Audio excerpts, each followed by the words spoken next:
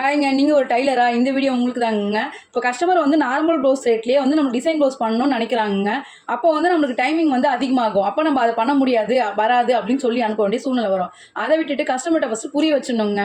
இந்த டிசைன் போகிறதுக்கு extra 1 hour 2 hour ஆகும், இப்போ இதுக்கு கொஞ்சம் எக்ஸ்ட்ரா பைசா ஆகும், இது பண்ணட்டுமா அப்படின்னு கேட்டோம்னா காசு ஓகேன்ற கஸ்டமர் வந்து கொடுத்துருவாங்க. இல்லைங்க எனக்கு வேணான்னு சொன்னால் அப்போ அவங்க நார்மலாக தச்சுலாம், நம்ம டைம் மிச்சமாகும்.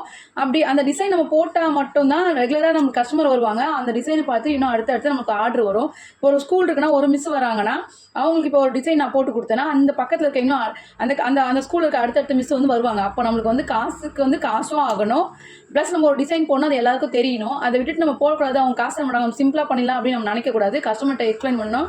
இப்போ நான் 1 ஹவர் தைக்கிற நேரத்தில் இப்போ 2 ஹவர் 3 ஹவர் ஆக போகுது, அதனால் நீங்கள் எக்ஸ்ட்ரா இந்த 100 பீஸ் அந்த மாதிரி கொடுத்துருங்க, நான் இது பண்ணி கொடுத்துறேன் நம்ம சொல்லும் போது கஸ்டமருக்கும் அது பிடிச்ச மாதிரி இருக்கும். அப்போ அவங்க அடுத்த டிசைன் பண்ண மாட்டோம் அப்படின்னு நினைக்க மாட்டாங்க. அட்லீஸ்ட் வேறு யாருக்குமே சொல்லுவாங்க. அதனால் நீங்கள் வந்து எப்போவுமே டிசைன் ப்ளவுஸ் வந்து அதை அவாய்ட் பண்ணாதீங்க. டைம் ஆகும்னு நினைக்காதீங்க, காசு கொடுக்க மாட்டாங்கன்னு நினைக்காதீங்க. முன்னாடி நீங்கள் எக்ஸ்பிளைன் பண்ணிவிட்டு நீங்கள் தச்சிங்கன்னா கண்டிப்பாக ரெகுலராக உங்களுக்கு ப்ளவுஸ் வருங்க. சேனல் பிடிச்ச லைக் பண்ணுங்கள், பாய்ங்க.